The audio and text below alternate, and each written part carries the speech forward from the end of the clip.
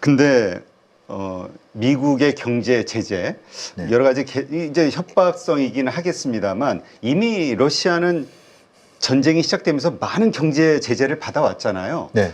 그런데도 다 모두의 예상을 이겨내고 저 다르게 다 경제는 문제 없이 네, 돌아가고 네, 이번에도 그 트럼프 대통령의 어떤 제재에 대한 그 이야기가 그렇게 위협으로 와닿을까요?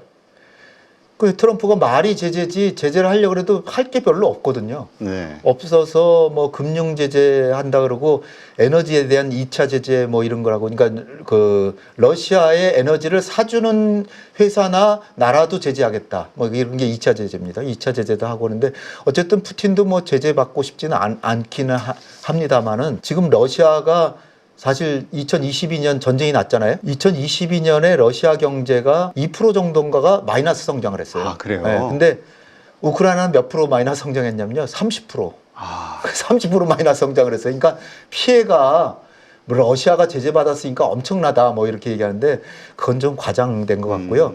그다음에 2023년도에는 러시아가 5%인가 성장을 했습니다. 네. 우리나라 몇 프로 성장이죠? 2%도 안 2%도 안 됐죠. 2%도 안 되잖아요. 전쟁하고 있는 나라가 5% 성장을 했습니다. 그 군수 산업 때문에 군수산업도 하고 석유 평소보다 석유. 더 팔고 아까 뭐 인도 얘기 제가 말씀드렸는데 인도는요 우크라이나 전쟁 나기 전에 러시아에서 석유를 많이 사오거든요. 근데 우크라이나 전쟁 나니까 석유 수입량을 8배로 늘렸어요. 아, 8% 80%가 아니라 800%를 수입에다 남을 거 아니에요? 그렇죠. 어떻게 했겠습니까? 인도표 석유 해가지고 전 세계에 파는 거예요. 왜냐하면 20% 싸게 사다가 10% 싸게 해서 10% 먹는 거죠. 근데 저도 그 얘기를 들으면서 네. 의아했던 게 왜 미국이나 서방 세계는 네. 당연히 전쟁을 하면서 이걸 알잖아요. 네. 이걸 그냥 놔두고만 있었을까? 특히 그게 중국도 아니고 인도의 인도인데. 실용 외교죠. 인도의 자이샹카르 외교장관이라고 있어요. 이 사람이 모디 총리의 아주 총애하는 외교부 장관인데 이 사람은 시진핑도 좋아. 시진핑하고 인도하고 사이가 안 좋잖아요. 그런데 그렇죠. 시진핑도 푸푸푸푸다. 나쁘지 않고 어. 그다음에 푸틴은 되게 좋아하고 그다음에 바이든, 트럼프 다 이 사람 좋아하죠. 네. 이게 외교입니다. 이런 외교를 하는데 그러니까 인도란 나라는 지금 미국의 세계 전략에 제일 중요한 게 중국 견제잖아요. 중국 견제하는데 지금 쿼드가 지금 견제하는데 핵심 기구잖아요. 네. 쿼드라는 게 뭡니까?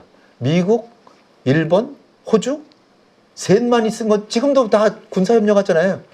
거기 인도가 들어있으니까 포위되는 것 같잖아요. 네. 그러니까 인도가 쿼드에 가입한 대가로 입 다물고 있는 거예요. 아. 입 다물고 있고 인도는 거기다가 쿼드에 가서도 러시아를 겨냥한 비난 성명은 쿼드에서는 발표를 안 합니다. 인도가 난 그거 서명 못 한다 그래서 발표를 안 해. 네. 그럼 미국이 야, 너 뭐 러시아에 석유도 많이 사다 하고 뭐 그렇게 하는데 좀 내 말 좀 들어달라라고 해야 될 거 아니에요. 못 합니다. 그 정도로 인도의 입김이 지금 센 거예요. 그러니까 이게 우리나라도 지금 중국이 미국한테 관세 협상하는 걸 보고 우리나라도 너무 굽신굽신 미국한테 할 필요 없다는 거죠. 네, 그렇군요. 지금 만약에 이제 휴전이 되거나 종전이 됐을 때 러시아 경제 뭐 그쪽도 이제 재건을 해야 되겠죠. 근데 그 돈이 다시 이제 원활하게 그 가스를 통한 원유를 통한 수익이 발생이 될 수 있겠느냐. 한쪽에서는 유럽은 이제 더 이상 러시아산 이게 아마 좀 많이 네. 거부할 것이다. 네. 뭐 경제와 관련해서 여러 가지 이슈들이 있던데 네. 어떻게 보세요? 이 외교적으로 이게 다시 좀 휴전하게 되면 달라질까요? 관계들이? 우크라이나 전쟁으로 제일 큰 피해를 본 건 물론 우크라이나지만 두 번째로 아마 피해가 큰 게 뭐 폴란드도 좀 피해가 있고 저 국방비도 엄청 늘렸고 37%인가 늘렸어요. 아, 네. 폴란드는 바로 자기네 나라로 전쟁이 올지 모르니까. 그 독일 같은 나라가 굉장히 경제적 피해가 큽니다. 그러니까 러시아에서 천연가스를 아주 싸게 사가지고 그게 독일의 경제의 디딤돌이었는데 어쨌든 제재를 자기네가 안 할 수가 없으니까 제재하다 보니까 그 에너지 가격이 크게 올랐고 독일 경제가 굉장히 안 좋아졌죠. 네. 주식 시장은 좋은데 하여튼 경제가 굉장히 나빠졌어요. 독일 경제가 나빠졌는데 지금 트럼프가 뭐라고 하고 있냐면요. 그 파이프라인 그런 거를 다 이제 중단시키고 다 러시아에서 그 수입을 중지하고 그랬잖아요. 그럼에도 불구하고 벨기에나 스페인이나 이쪽 통해 가지고 그쪽으로 팔면 거기서 또 러시아 또 천연가스나 액화 천연가스나 그런 걸 또 가져다가 많이 쓰고 있습니다. 실제로는 네. 완전히 다 끄는 게 아니에요. 거기다가 지금 트럼프는 어떤 얘기를 하냐면요. 이거 우리가 정신 똑바로 차려야 됩니다. 이게 노르트 스트림이라 그래가지고서 네. 우크라이나 거쳐가지고 이제 독일이나 프랑스 쪽으로 이제 가스 파이프라인인데 그게 선이 전쟁통에 우크라이나 특공대가 가서 끊어버렸어요. 네. 근데 한 선은 남아 있습니다. 그걸 트럼프가 미국이 담당하는 조건으로 그 라인은 계속 유지해서 하자.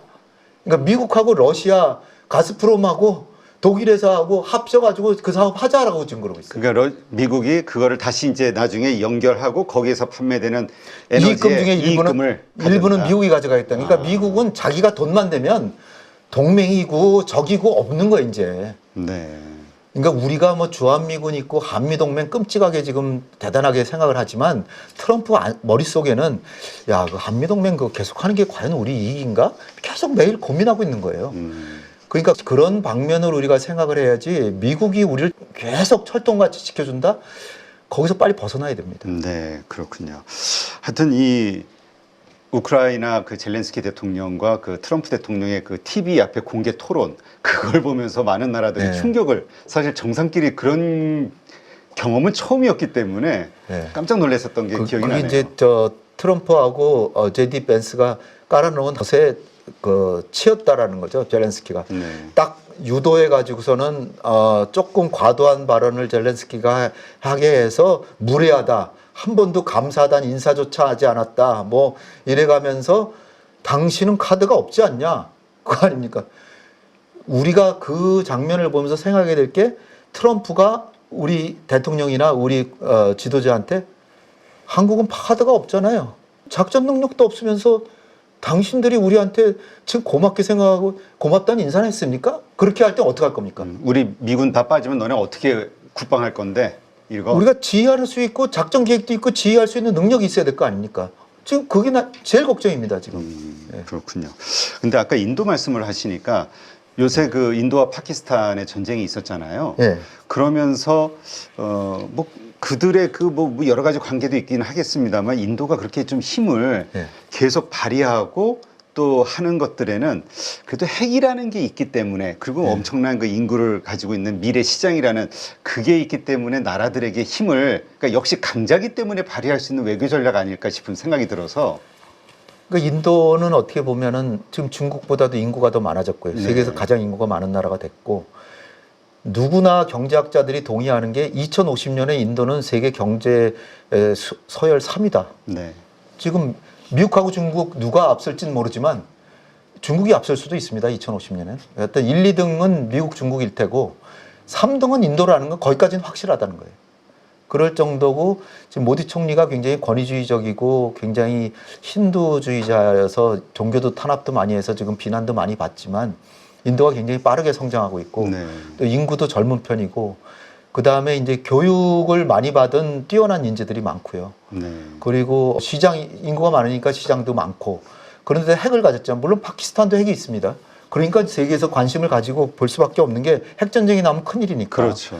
그래서 결국은 저기는 타협이 될 수밖에 없긴 한데 인도하고 파키스탄은 이게 1947년에 이제 독립될 때부터 그때부터 싸워가지고요. 그 다음에 방글라데시가 그 파키스탄의 일부였어요. 네. 근데 독립해가지고 인도가 지원해가지고 독립시켜가지고서는 그 파키스탄이 나라 많이 없어진 거죠. 아, 그래요? 네, 그렇게 된 거니까 그때부터 계속 그런 일 날 때마다 전쟁을 했어요. 지금 전쟁이 5번째인가 6번째예요. 네.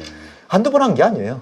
그 종교가 힌두교하고 이슬람교인데 또 모디 총리가 힌두주의자라서 가지고 다른 어느 지도자보다 이슬람을 탄압을 합니다. 네. 그러니까 그 이슬람의 맹주인 또 파키스탄이 가만히 있을 수가 없죠. 그런데 카시미르라고 하는 지역에 거기 인구의 대다수는 이슬람인데 거기 인도가 더 많은 땅을 차지하고 있어요. 네. 인구는 이슬람 인구가 더 많은데 그러니까 파키스탄 쪽이 더 많은 땅을 갖고 있어야 되는데 그 카시미르 땅에 더 많은 땅을 인도가 갖고 있어가지고 이게 계속 이렇게 가다가는 미국이 인도 편이니까 잘못하다간 카시미르가 완전히 인도 땅이 될 것 같으니까 파키스탄 측에서 고의적으로 뭔가 테러 행위 같은 걸 한 것 같아요. 거기를 분쟁 지역화하는 거죠. 네. 마치 일본이 독도를 분쟁 지역으로 만들어서 한일 간의 분쟁 지역이 돼서 한번 독도를 자기네가 가질 수 있는 기회를 가지려고 하는 것처럼. 그러니까 독도 가지고 분쟁이 나면 절대 안 되는 거예요. 우리도 자제를 해야 되는데 그러니까 이제 그런 사유로 지금 전쟁이 나고 있는 중이니까 미국은 지금 말려가지고 제가 볼 때는 뭐 핵보유국이니까 그렇게까지 전쟁이 치열하진 않을 거라고 보입니다. 그렇군요. 하여튼 뭐 믿는 구석들이 있으니까 그렇긴 하겠습니다만은 어쨌건 그들의 그 외교 협상술 능력 요것은 우리가 많이 좀 본받아야 되겠네요. 네, 네, 인도 외교는 참 운도 좋죠. 미국의 세계 전략의 경쟁자가 중국이고 인도도 중국하고도 전쟁을 하잖아요. 전쟁을 하고 영토 분쟁도 있고 그러니까 인도의 일종의 라이벌인데 그런 상황에서 미국이 중국을 견제하는 걸 세계 전략의 첫 번째 목표로 삼고 있으니까 거기에 그 실용적인 외교를 하는데 아주 좋은 찬스를 맞은 거죠. 네, 알겠습니다. 6월 대선을 앞두고 있는 상황에서 헌법 개정이라든지 증시 활성화에 대한 그런 기대감들이 분명히 만들어질 거라고 생각을 하고 있고요. 트럼프가 고관세를 매기는 부분들이 지금 해결이 되어가는 단계잖아요. 금리 인하 시기에 수출하는 나라이기 때문에 외국인들까지 들어오게 된다라고 하면 굉장히 좋은 흐름이 만들어질 수 있다. 증시가 좋아졌을 때 잘 벌고 더 많이 버는 사람들은 준비가 되어 있는 그런 사람들이거든요. 명확하게 어떤 사야 되는 기준, 팔아야 되는 기준, 원칙이 안 잡혀 계신 분들은 자신만의 기준과 원칙, 포인트를 잡아서 매수 매도의 타이밍을 잡는 훈련을 계속 반복을 해보는 거죠. 8주 동안 무려 24번이나 되는 라이브를 통해서 트렌드에 맞게끔 대응을 하실 수 있도록 그러한 훈련을 진행하는 이 부분이 핵심이라고 보시면 될 것 같습니다. 복잡한 이론보다는 시장 흐름을 파악하는 눈과 타이밍을 잡아가는 그런 포인트라고 생각하시면 됩니다.